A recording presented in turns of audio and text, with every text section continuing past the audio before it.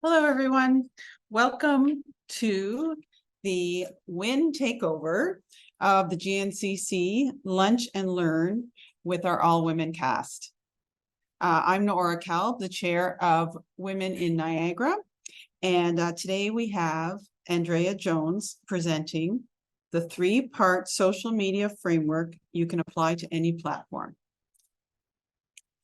I'd like to first introduce the YMCA Lunch and Learn sponsor, Jillian Pagnotta, who's a program manager at YMCA Immigration or Employment and Immigration Services, is here with a welcome message.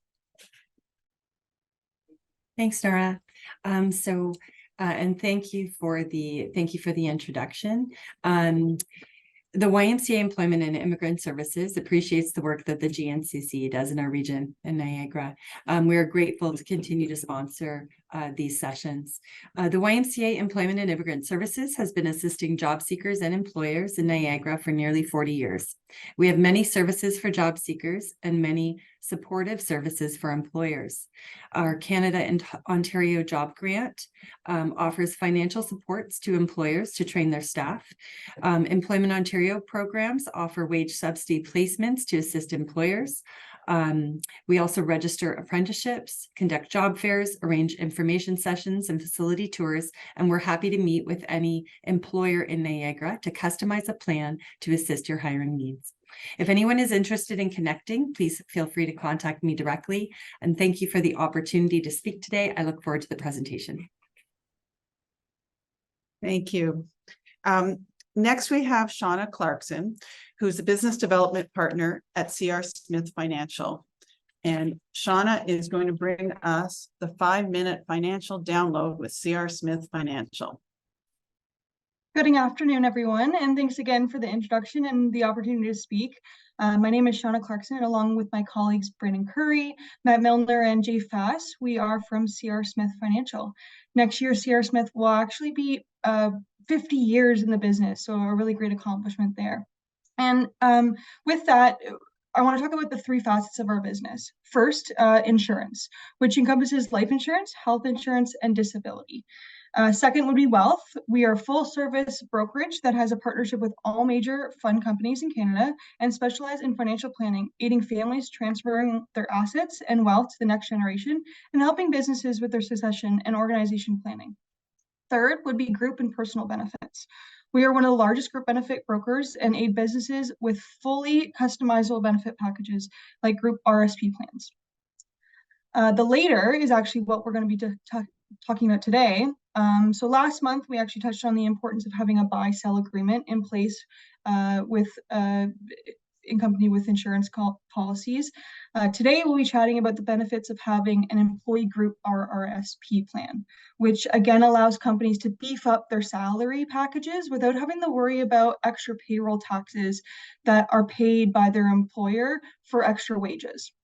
These group RRSP plans encourage employee retention and loyalty as their employer is taking a vested interest in retirement plans for their employees. There are different types of pension plans out there. However, the three main plans types are implemented and are seen on a regular basis. So the three are group RRSPs, defined profit sharing plans or DPSP, defined contribution pension plans or DCPP. So I'm going to go through each. The group RRSP is both employee-employer contributed plans to set amounts into the plan each year. It should be noted that both plan, the employer and the employee combine the lower employee's RRSP contribution room, okay? So these funds that are contributed to the group RRSP are pre-tax dollars and therefore also lower the employee's taxable income. The employee is only taxed on any contributions or growth on the plan once they start to withdraw the money.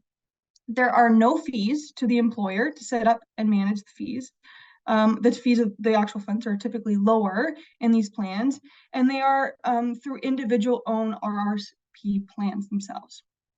The second type, deferred profit sharing plans or DPSPs, unlike the group RRSP, this type are made by employee only, and they have 2-year vesting periods.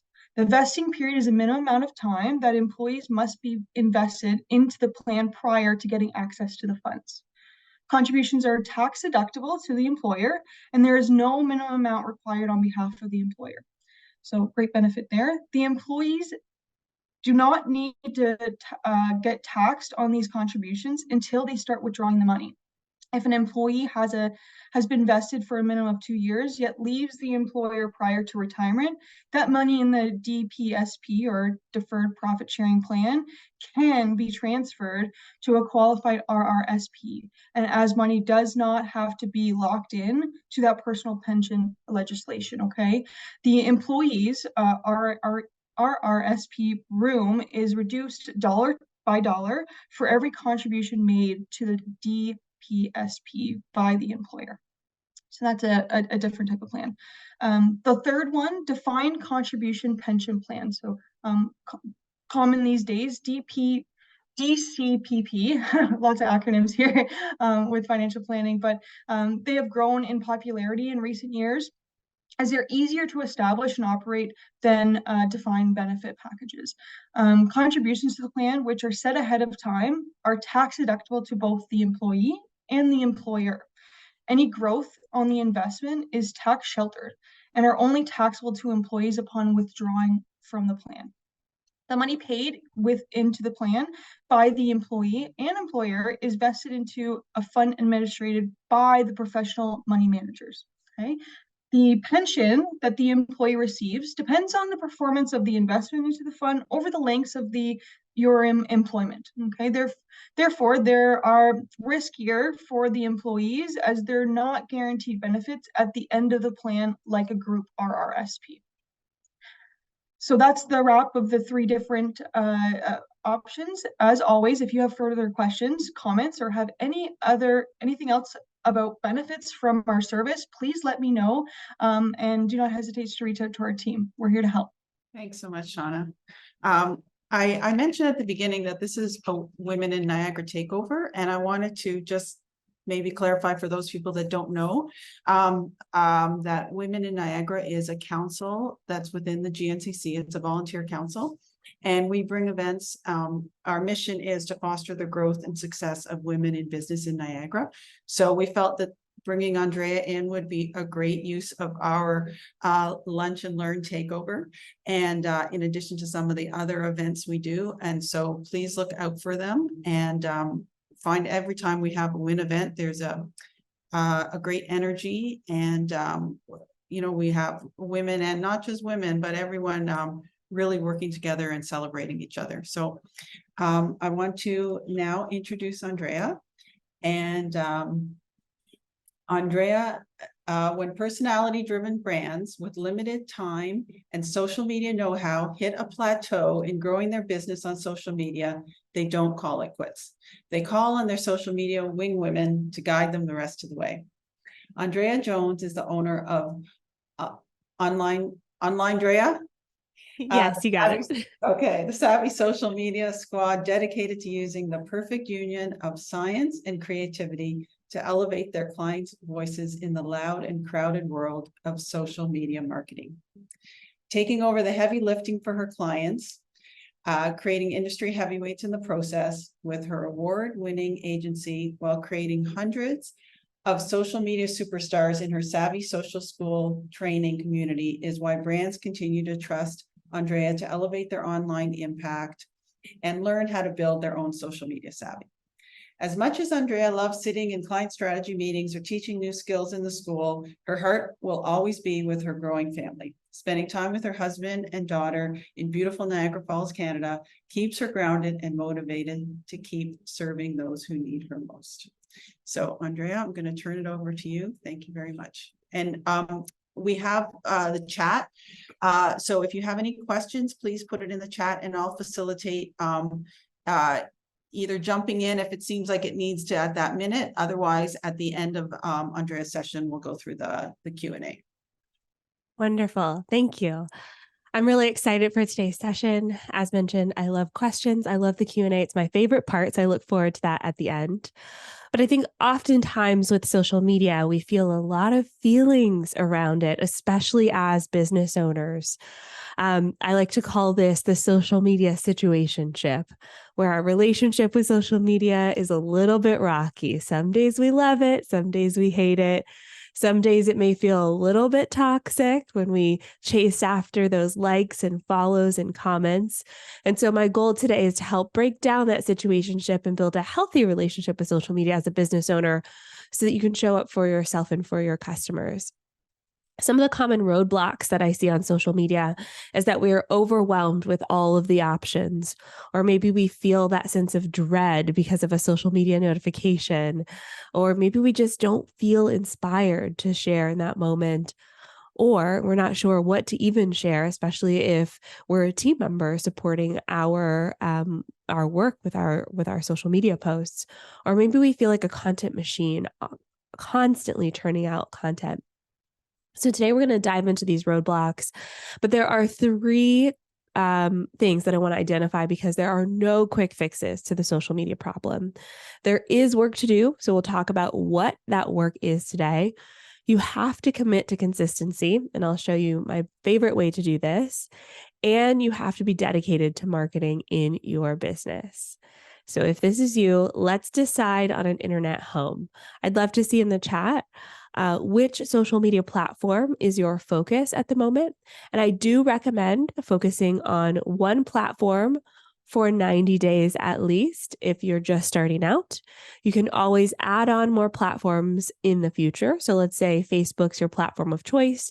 You spend 90 days effectively using Facebook, then you can layer in Instagram or TikTok or Threads or X, formerly known as Twitter. But definitely keeping your focus on one platform is key. If you have a team, you can then start scaling up from there. So those of you who have teams probably will see more success by using an omni-channel approach. If you are the team, a lot of business owners, they are the social media branch of the business as well. Focusing on one platform, at least with 80% of your energy, can be a really streamlined way to see success on that platform. So your success on any platform, I see, Facebook, Instagram, Twitter, LinkedIn, any platform requires intention plus your micro habits. Okay. So it requires the intention, the commitment to showing up, and then building in that micro habit for consistency. And the key to that success is consistency. And I want to break down consistency because sometimes when we go to YouTube or we listen to a podcast and we hear we have to be consistent on social media, a lot of the advice that's given assumes that you're farther ahead or you're in a different spot in your journey. And so I don't want you to compare yourself to what other businesses are doing. Instead, I want you to think about going at a frequency that works for your business. So a lot of the local businesses here in Niagara, posting 1 to 3 times a week is consistent. Okay. So if you commit to one time, I saw someone say LinkedIn, LinkedIn. If we commit to posting on LinkedIn once a week, that's our frequency. So we're going to be very consistent with that frequency. Some others, maybe Jessica at the Chamber of Commerce on Instagram may think 3 posts a week is what we can manage. That's our consistency. Okay. The quality of your content matters much more than the quantity. So we don't want to just check off having to post, every day during the week because that's a checkbox. We want to match that frequency with what we can actually output. All right. So there are 3 parts to this framework and they work for any platform. The first part is your message. So we're going to master your message on social media, and social media marketing messages are very similar to what's the foundational message of your business as well. We're maybe shortening them a little bit for social media and making them a little bit more easy to digest. And I like to use what I call the 3 W's for this. So if you feel brave, feel free to put it in the chat. It could be a great way to connect with the fellow folks on this live call. Your 3 W's goes as follows. Your first W is what do you sell? This is your offer. So one of my offers is the Savvy Social School. What do you sell? The Savvy Social School. The second W is who is it for? And this is the intended audience for that offer. Now, I know sometimes we like to say this is for everyone.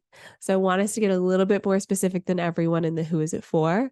For me specifically, my offer is for personality brands. So typically, experts, think accountants, financial advisors, coaches, speakers, that sort of thing. And then the why does it matter is key here. And this is the thing that's going to help drive your social media posts.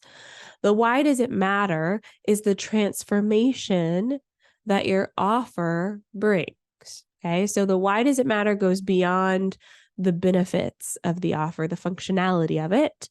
And it really focuses in on why people buy it. So for example, if you sell luxury candles, the why does it matter could be, I like nice candles, but sometimes it's the feeling of walking in the room, having that candle burning, feeling cozy up on the couch, finally sitting down after a long day. You feel how all of those are feelings that are transformative beyond the luxury candle made out of soy wax. Okay. So if you feel brave, put those in the chat. As we're thinking about this, why does it matter? I want us to focus on the individuals that you're serving. Okay. The individuals that you're serving, the people behind the scenes. Sometimes we like to say, oh, anyone in Niagara can purchase this, but I want you to think about one specific person, and that why does it matter thinks about what that person is feeling before your offer. So they haven't met you. They don't know what you do yet. What are they experiencing? And then that transformation after they finally hire you, they finally purchase from you. One of my past clients is a local restaurant in Fort Erie, where I live now. And that experience after going to the restaurant is feeling like home, getting that home cooked meal, feeling the consistency of that high quality food, but also feeling like the staff knows you. They had staff there that had been working for over 30 years. And so it's the same people you see, when you regularly go to that restaurant. That's a very experiential thing. And yes, we can talk on social media about how delicious the food is. But ultimately, a lot of their clients come back again and again because they feel at home in that space. And so that is what we want to do with our content on social media, is move away from talking about the facts and benefits of our offers and move towards the experience of the feeling. And if you want to see a great example of this, do y'all know Red Bull, the energy drink? Red Bull talks a lot about experience in their marketing. Okay, so when you go to their page, of course, they're talking about, of course, they're going to have their energy drink and their product in their posts, but a lot of it is about what you can do with the energy, right? Like the energy drink for what purpose? So I want you to think about that as you're crafting your social media posts as well. All right, so that's the first part of a framework. And when you're thinking about your 3 Ws, if you're auditing whether it works for you, I want you to go to your social media platform. So Jessica's on Instagram, Suzanne's going to look at her Facebook, Insta, and LinkedIn, and you're going to see if you see this transformation on your bio, in your profile. Look at your profile with fresh eyes and ask yourself, if someone were looking at my Instagram or my LinkedIn or my Facebook right now, would they understand what it's like to work with me? And if that's not there yet, it's time to get to tweaking and editing and optimizing. And that works for any platform. All right. The second piece to this framework is the piece where we tend to spend a lot of time. And that is building our authority by sharing content on social media. And the content does tend to be very visual, right? So everyone can see it, from your mom checking out your posts to your neighbor to the customer who comes to your location every day. So we want to make sure that whether it's someone who's familiar with our offers or someone who's brand new to our page, that we have a content strategy that really works for that individual. So we're going to create a content strategy using what I call the 5 pillars of content. Okay, the 5 pillars of content. And so the 5 pillars of content are these. The first pillar is promotional content. And this is where we tend to hang out as business owners. We have something new, we're sharing it on social media. We have a special, we're sharing it. We want to get people from social media to purchase from us to become clients and customers. This is just one of 5 pillars, though. One of 5 pillars. And this is just the nature of social media. Okay. I know as business owners, we want to share our offers. We want to talk about what we do. However, social media users, the end user, your neighbor, doesn't want to be sold to all the time. In fact, when they scroll through their social media feed, they're seeing, their cousin's bar mitzvah, they're seeing their friend's new cat that they just got, they're seeing someone set up a Christmas tree and getting ideas for their kids' holiday gifts, and then they see you, the financial advisor, saying, hire me. Okay, so you have to keep the context of social media in mind when you start developing your content plan, which is where the other pillars come into play. So the second pillar is educational content. Educational content. So we've got promotional, we've got educational. Educational content is the type of content that positions your business as an authority in the space. So for example, I see real estate agents do this quite frequently where they talk about market trends. Okay, market trends. This is an example of educational content. And I'm using that as an example because my husband is a real estate agent and I see him doing it too. We talk about market trends because it's not necessarily saying, are you looking to buy or sell? Hire me. It's saying, here's why I know my stuff. Here's why I can speak to this topic. Here's why my business is a leader in this space. Okay. Third pillar is community content. And this works so well with local business. We have so many ways, especially now around the holidays, that we can share community-focused content. The goal and purpose behind community content is to show that you aren't delivering your business in a silo. You are part of the larger community. So maybe you are sharing a post from the YMCA's toy drive. Or maybe you are sharing what the Santa Claus parade hours are coming up, or what else is happening in your neighborhood that week. Okay, this showcases that you're part of the larger community, and it helps your social media community feel included as well in what's going on in their communities as well. The fourth type of content is entertainment content. This can be challenging for business owners, but I want you to think of this as a behind the scenes moment. I want you to think of this as your mini reality TV special. Okay. Show us how the sausage is made. Share what your home studio looks like. Walk us through what your storefront is. Share the concept of a new product as you're working on it. Okay. So this is entertaining. We like reality TV because we want to see the behind the scenes. So I want you to think about what your reality TV behind the scenes moment is that you can share on social media. And then the last pillar of content is engaging content. And this type of content is designed for engagement. And it's really what social media wants. Facebook, Instagram, LinkedIn, those platforms want their audiences to engage and stay on the platform. So if every time you post, someone scrolls past it, they don't like, they don't comment, they just keep swiping, Facebook's going to go, I don't see this post as valuable to the people here, so I'm going to show them something else. Or even worse, if someone sees your post and they're constantly leaving the platform. I see this happen a lot with businesses who share a lot of links. So you're sharing your website link. If somebody clicks that link and leaves the platform and LinkedIn goes, every time this person posts, they're leaving my platform and going somewhere else.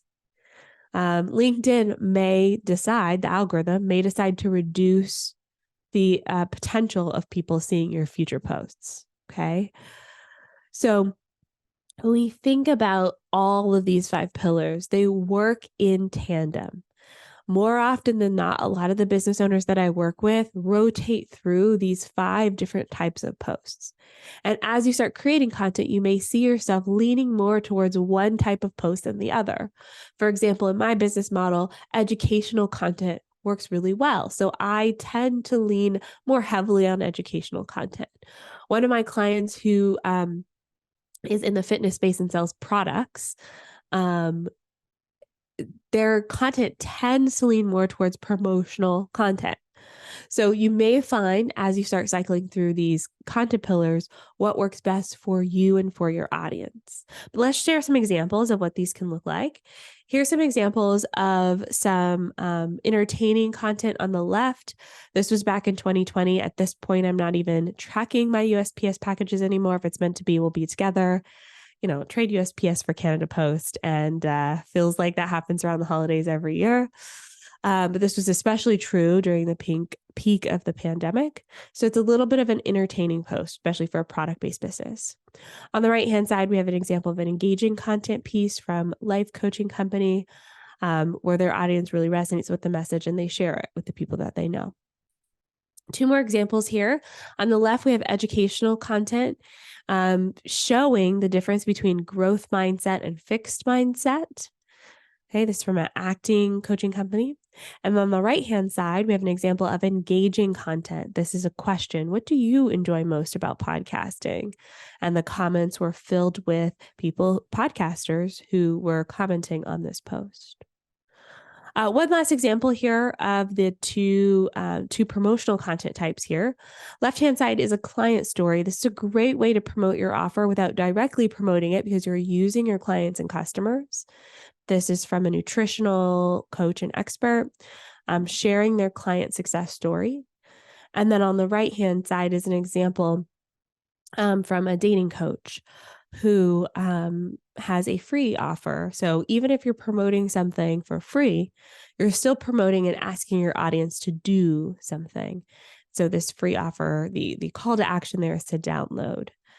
So those are some examples of the posts. And typically when I get to this point in the session, a lot of people have questions about either writing the captions or designing the post. So we're going to quickly go through both, though my guess is most of you struggle with the writing the captions piece, which is where a lot of my clients are right now. So I talk about writing social media copy, specifically for promotional offers. So instead of just posting on social media saying, here's the thing, buy it, please, we're going to have a strategic way of promoting our offers using the ABC method of promotional copy. Okay. The ABC method goes like this. The A is attention. So we want to grab attention in some way when we're looking at our posts in the feed. And if you look at it, every single platform does this. You only see the first two lines of that social media caption. So next time you're scrolling through Facebook or LinkedIn or Instagram, check out how the caption shows up. You'll see one or two lines and then it'll say, see more or read more, and you have to tap read more to read the rest of it. So think about your post. Why would someone tap read more to read the rest of it? We've got to grab their attention in some way. Stats and facts work here, controversial statements, questions, something that draws the reader in. Next, we have our benefits.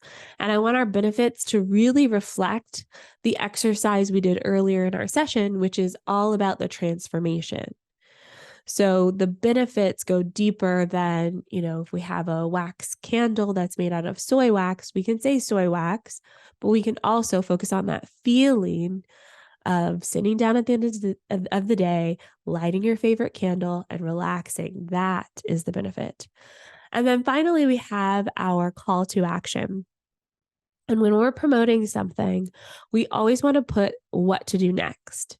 And I think sometimes as business owners, there's this assumption that the viewer knows what to do next, but we got to spell it out for them. Remember, they saw their cousin's bar mitzvah, they see their friend's new cat, they just saw a, toy guide for their toddler, and now they're seeing your post. Okay. So they're seeing a lot of information. Give as much as you can in your post, including what they need to do next. All right, here's an example. And this is a business I made up just for the purposes of this training. I have two dogs. You may see my dog Gibson back here, and I've got my other dog Sterling upstairs, who's a little camera shy. So this is for a dog kennel that I made up. So the hook is the attention grabbing statements at the top. Are you looking for the best care for your pup while you're out of town? I love spoiling my dogs. Yes, I want them to have the best. Okay. So that would grab my attention. Next, we have the benefits. And you notice the benefits isn't the number of, kennels that they have. It isn't, how many people they have on staff. It's things that resonate with me. I want them to have a comfy spot on the couch. Oh, I can't say the TREATS word, but y'all know, goodies, if you will. Snuggles from the staff, a daily stroll. We'll alternate those words because these dogs are too smart. Those are the things that I would want for my dog. And so those are the benefits, tapping on the heartstrings. And then the last thing we have here is that call to action with the website in the post. Okay, so this is how we encourage action. Okay, and I think that's Are you looking at the question? I think it's really timely. Yes, I was just reading that. So Suzanne says, you mentioned that platforms want our viewers to stay on the platform. Most of the CTAs ask the viewers to tap or click the link to learn more by. How do we keep them on the platform while asking them to click or move away? I love this question. And this is why we have the 5 pillars of content. So we don't want every post asking them to click away. This is one of 5 types of posts, and a lot of my clients are cycling through. So 1 out of every 5 posts is saying, go visit this link. And most of the time, the algorithms are okay with that. If you're looking at a platform like Instagram, this is one of the exceptions. Instagram, you can't put a clickable link in the post itself. So oftentimes you say, click the link in my profile or visit the link in my bio. Instagram actually likes that action. They like when someone goes and looks at someone else's profile. And so you may be actually rewarded on that platform versus the other platforms. Alternatively, I've seen people test out putting the links in the first comment of the post. Because again, the algorithm loves when people interact with the comments and it forces the user to go look at the comments. I think it's a poor user experience, in my personal opinion. When I'm looking at something and I want a link, I just want to get it. However, test it out and see what works for you. I would not recommend doing promotional posts constantly, unless that works for your audience. 9 times out of 10, having a balance in there negates the penalization from the algorithm for putting links in your post. Great question. All right. So that is writing that caption. Next, let's move on to the designs on social media or your social media aesthetic. Do y'all know Canva? Canva.com. I really feel like they should sponsor me at this point in my career. I've been teaching this class for 10 years and I've been using Canva for 10 years. I was one of the originals, I'd like to consider myself. Canva is a great tool to build out social media content, especially if you're using designed content. Yes, Canva is amazing. So here's an example of how you could do this. And where I recommend brands start is 1 to 2 colors and 1 to 2 fonts. Okay, so 1 to 2 colors, 1 to 2 fonts. So in this example, you can see there's not a lot of colors happening. There's not a ton of fonts happening. And I'm using Instagram because it tends to be, quite a visual platform, but this works for any platform.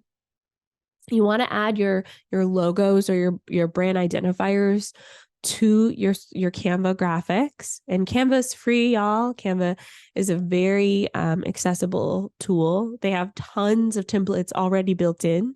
So you can choose which one works for you and then edit it to add your colors and your fonts and your logo, and away you go. Now, if you do have more colors, you can use them. So this is an example of a nonprofit organization for encouraging arts and education. And they use a lot of primary colors, primary colors. And so you can see a lot of those colors here, but you can also see it's still very distinctive for the brand. You can get confused as a consumer if there are too many colors, too many fonts. When a post comes across your feed, you may not recognize where it comes from, and then you may just keep scrolling. Okay, so this is to build up that recognition with your audience. All right, so let's put this all together into a posting plan. So we've got our 5 pillars of content. We know how to write a promotional caption, and we know how to design some graphics. You can spend a lot of time. So for those of you who are in Canva, sometimes you log in and you spend a lot of time in there. So if you are the business owner who is the social media branch of your company, I want us to limit ourselves to 1 hour per week, planning, designing, and writing our social media posts. And like I said, I've been teaching this for 10 years. This is the cadence that works for most business owners. We wear a lot of hats in our business. We are the HR team and the accounting team. We are, the social media branch. Okay. So when we think about all of the things we do in our business, this is typically the most manageable place to start. Now, as adults, sometimes we get frustrated because we want to do more in this hour. I promise you, when you start exercising the muscle of creating content for social media, you will get more done in the hour. When you first start, you may only get 1 post. You may only get half a post. Okay. The key here is to build up that frequency for yourself. If you have a team, this definitely can scale up from there.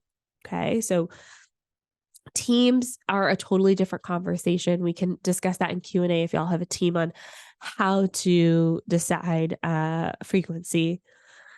But to put all of that all together, we want to assign a pillar for each day. Okay, so take one of the 5 pillars, assign it to a day, or if you post once a week, assign it to a week. Then assign a design to each pillar. Okay, so every time I post promotional content, I usually have a few designs that go with that. Every time I post educational content, I usually have a few designs go with that, or I have an idea of what that looks like. And then we plug in the specific post content, and this is how you build that rhythm over time. Okay. So we spend a lot of time on content creation because it's very visual, but it's only the second piece of the framework. As we wrap up this session, I do want to talk about the third piece, which is impact. Okay. Impact. And this to me is actually the most important part of this framework, because y'all know the phrase, if a tree falls in the woods, does anyone hear it? So if a post goes on social media and no one sees it, does it have an impact on your business? We want people to see that post. And as much time and energy is put in creating the content, developing the messaging, it's only impactful if other people actually consume it. So we want to connect with other people. Now, there are 2 ways to do this. In this session, I'm going to talk about organic networking on social media, but you can also do this with paid advertising. I don't recommend for most businesses starting with paid advertising, because you need to know what works first before you can dive into paid advertising. Essentially, paid advertising is adding gasoline to the fire. You need the fire first. Okay. So we're going to use what I call the Savvy Engagement Growth Recipe to connect with people online. So you're going to log onto your platform of choice. Remember, we're focusing on one platform. Even if you're posting to 3 platforms, I want you to focus on one for now. We're going to like, comment, follow, direct message, share and tag, and just generally engage with the other businesses in our feed. Yes, this is networking. Okay, this is networking on social media. But we don't want to be the person at the networking party trying to hand out as many business cards as possible. That's not the game we're playing. Y'all have seen all these comments on social media from the robots. Okay, they just say, nice pick, awesome job. We don't want to be the robots. Okay, we want to be human beings on the other side of the screen, one human connecting with another. So here's a few examples of who you can engage with using this growth recipe. You can look at your current feed, your current followers, scroll through, start engaging with those folks. You can look at people who post in hashtags. So hashtag Italian food, hashtag Niagara Falls. You can look at people who engage with your post. So if someone has liked and commented on your post, head over to their profile, see what they're all about. You can look at competitors. So if if you're an Italian restaurant and there's an Italian restaurant over there, can you take a look at their followers and see if there's any overlap? I don't know about y'all, but I eat at multiple Italian restaurants. I don't just eat at one, right? So if I see a new Italian restaurant, I'm definitely going to be following them. Look at other industry leaders. You can even look at groups like this and find connection points. And then you can also look by location as well. On any platform this works, you can look up certain locations, simply type it in the search bar, or you can look at certain tagged locations as well. But remember, the key to this is that we are humans connecting with other humans. Even if it's a business name on that profile, there is a human being on the other side of that profile. And so we don't want to show up as a robot. We want to make sure that we're engaging in a way that feels like a human would. Excuse me 1 second. I'm getting over a little bit of a cold that time of year. All right. So how much time do we spend on all of this? Because it could be easy to look at this engagement formula and go, okay, Andrea, I'm going to sit down on Saturday and I'm going to go through and spend 5 hours doing this. And that does not work. Okay. Remember how I said you have to be consistent? This isn't a type of activity that you can do one Saturday of the year and be successful. Most people that I work with start with 10 to 20 minutes per day. I think a lot of us can start with 10 minutes, one platform, 10 minutes. Pick one of these areas and start engaging. Okay, start engaging. So how do we know if all of this is working? We definitely want to measure our success along the way. Okay, we want to track what makes this successful. So there are a few different metrics we want to look at. We want to look at community growth. So this is typically your followers. Okay, that's just one metric to see if it's working. You want to look at impact. This is metrics like reach or impressions, depending on the platform. Okay, this also can be video views if you're looking at a discovery platform like YouTube or TikTok. We want to look at engagement. So engagement is likes and comments, but on platforms like Instagram, for instance, you also want to look at shares. You want to look at saves. Okay, these are ways that your audience is engaging with your content.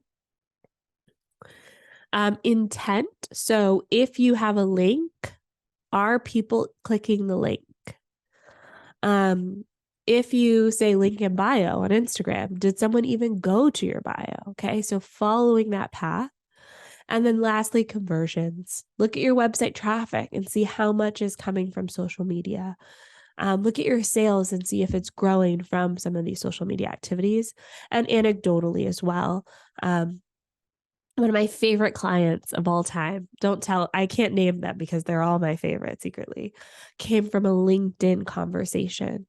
So while I can't track that conversion specifically, I know we connected on LinkedIn, we had a conversation in a direct message, and they became a client. Okay, that's a conversion for me.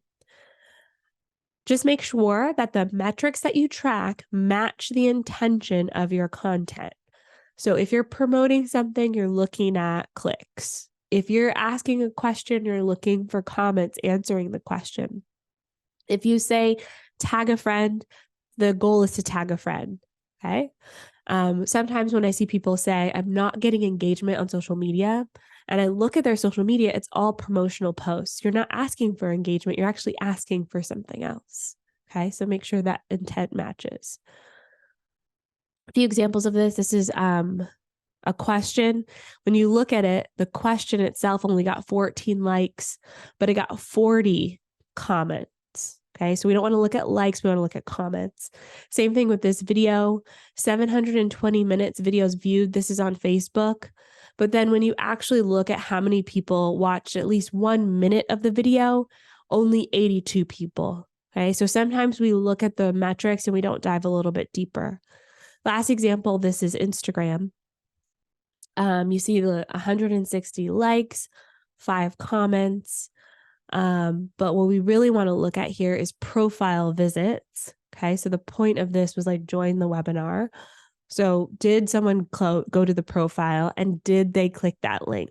So we got 13 people clicking the link for this type of post. That's the success metric that we're looking at. All right, perfect. I think we're right on time. So I'd like to open it up for some Q&A. Just want to thank y'all for sticking with me this session. Like I mentioned earlier, Q&A is my all-time favorite thing. There's no such thing as a silly question or a question that's too specific. In fact, the more specific, the better. And I think we have some questions to kick us off. Thank you so much, Andrea. We have, so please post questions in the chat. We had a couple that were sent in before this presentation, and one of them you answered, of what metrics should we be looking at to gauge growth. And I always find it, actually, this is my dog trainer post, and it was, I think it was there was like 73,000 views, but 1 million. Like, I think when a video just keeps going, right? Each time you get kind of points for it. So it showed like a million views, but 1,300 impressions or whatever. Like, how does that work? Yeah, so sometimes the video can be viewed multiple times. So like you said, it loops around again. So if, let's say, 750,000 people saw it, but it got viewed 1 million times, that means 250 of those people saw it more than once, at least. Okay. And so sometimes that happens as well, especially if you share content. So my husband, for instance, likes to send me videos. Sometimes he watches it and then he talks about it to me later and goes, oh, I meant to send you this video. So he goes back to that video to watch it again and send it to me. That counts as 2 views, 1 person. Great. And then, so you're getting, that's pushing up your appeal to the platform every time someone views it, even if they've watched it over and over. Yes. In fact, it's more valuable currency to the algorithm if people watch your video multiple times. So the platform sees that as very significant and will start showing it to more people because the signal that the audience is sending is that this is so good, I had to watch it again. Okay. I had a question from Courtney. What is the #1 way to increase our LinkedIn SSI score? What does the SSI score stand for? I've never heard that term. Oh, and I just had it explained to me before. This is social. Okay, maybe someone put it in the chat. The SSI, Brad, if you can put that in again. Yeah, I'm going to assume it has to do with the LinkedIn's algorithm and how it weights content. I think it's how many times your face kind of your profile comes up in different things. Yeah. So there are a few metrics on LinkedIn specifically that they love to track to basically tell you how important you are and how your content is. And so when we think about social selling index, okay. So when we think about LinkedIn, there's a few things. Your profile itself needs to be clear and completely filled out. People who don't have profile photos or they don't have hashtags on their profile, or even most recently, they allowed the opportunity to have a link in your profile or have a featured section. If you don't have all of the areas of your profile filled out, you're not going to rank as high as someone who does. You want to also look at the frequency at which you're producing content on LinkedIn. So typically they want someone who produces content fairly consistently. Now LinkedIn officially has not come out and said anything, but a lot of people in the marketing space say at least once a week. If you want to become a top voice on LinkedIn and be considered a content creator, you're posting daily, if not multiple times a day. And then again, even more recently, they came out with the LinkedIn collaboration articles. And so they want people to contribute to their articles. They want people to have, a LinkedIn newsletter. They want you to live stream on LinkedIn. So all of these actions can help increase your visibility on LinkedIn. I say all of that with hesitation because it depends on where you are in your business journey, right? So if I start listing out all of those things and you've just started today, you could easily spend all day on LinkedIn creating content, and we have businesses to run. So proceed with caution, choose one area to work on and layer in the rest. I like what you said about choosing one platform because it can be so overwhelming, right? Okay, so we also had another question, which I think you answered, but how do you make your social media post grab the viewer's attention? And I know you talked a bit about that, but just to highlight some points that was asked also before. Yeah, I want you to think about the viewer themselves. And sometimes as business owners, we focus on us and what we want to share. So if I'm and let's say I'm an accountant and I want you to know that you've got to close your books at the end of the year, I may want to post that, but your audience is, let's say, a business owner. You want to capture their attention in some way. And so usually it's focused on the feelings, like fun fact or quick reminder, something like that to help them capture their attention. And focus it on them first. Like, we know you forgot about this. We're here to remind you about it. And then we're here to help you with it, instead of just jumping straight to hire us to close your books, right? It kind of starts with the feeling first. I guess then you feel like they're like almost like your trusted business advisor. Yes, exactly. And then you feel confident in engaging with their post because you know that they have your back. There's a question from Suzanne here in the chat. How do you feel about posting the same content on all platforms? Should we be posting unique posts on each platform? I love cross-posting content. The big brands do it too. Take a look at Starbucks Canada. They post the same thing on their Facebook posts. On Instagram, they do a slight variation for their LinkedIn strategy.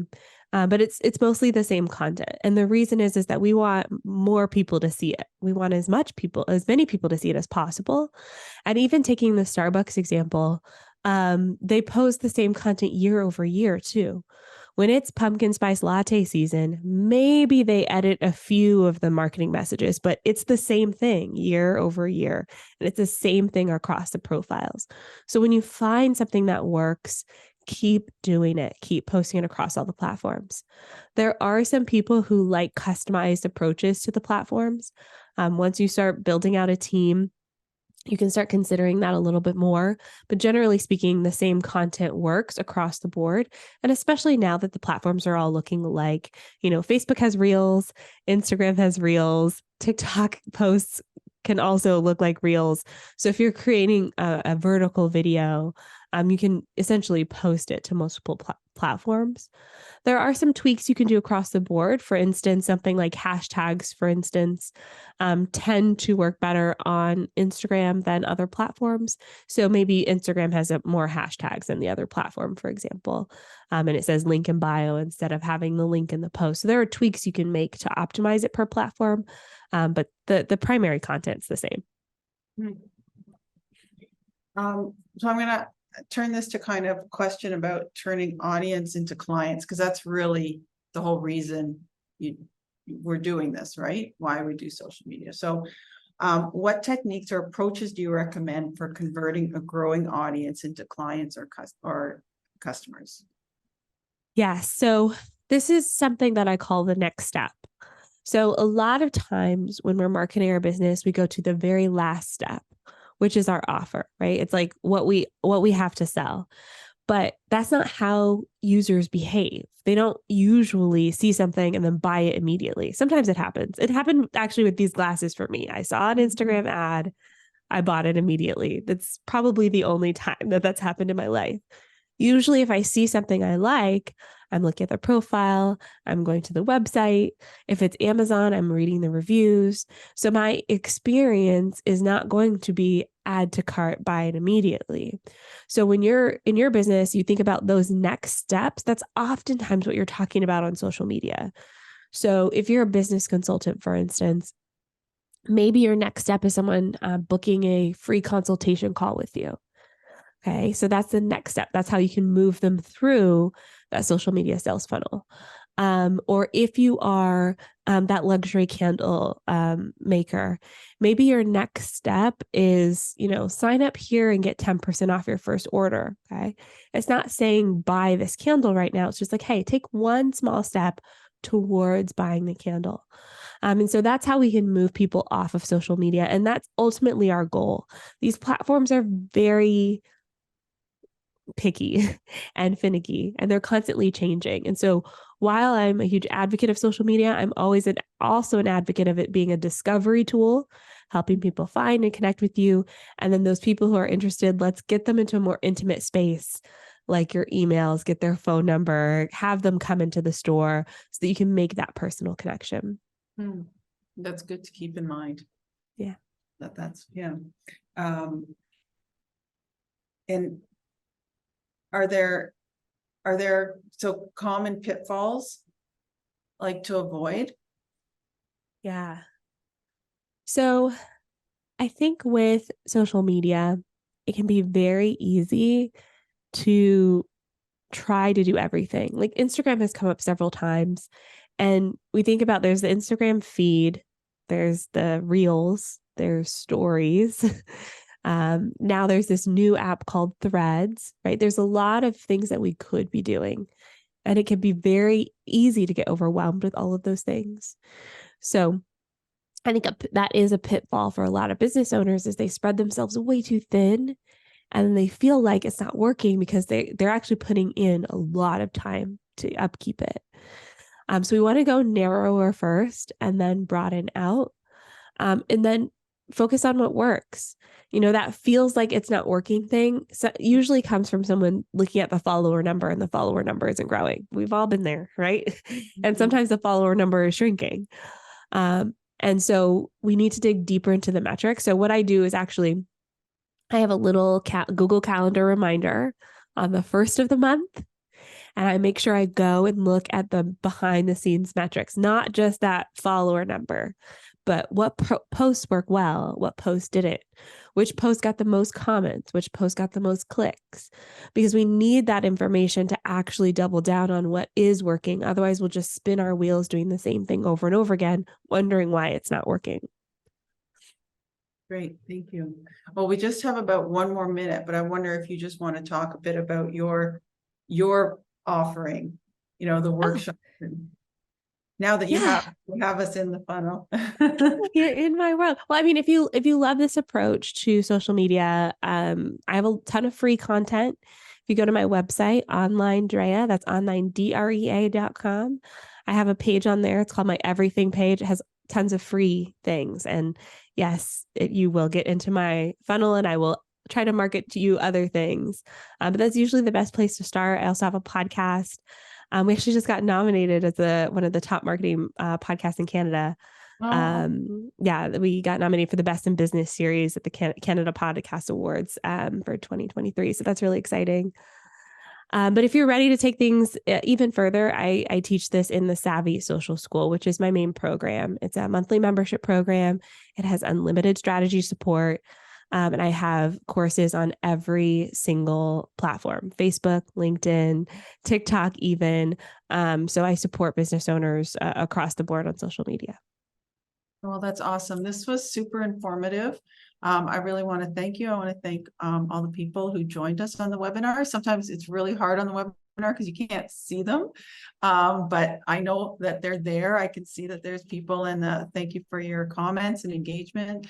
And I also want to push for the women in Niagara. We do have a LinkedIn. Please follow us, and Michaela will maybe put that but you can find us easily on LinkedIn, so that we want to keep engaging people with what's going on and the importance for women in business in Niagara. And once again, thanks everyone. Thank you so much for having me.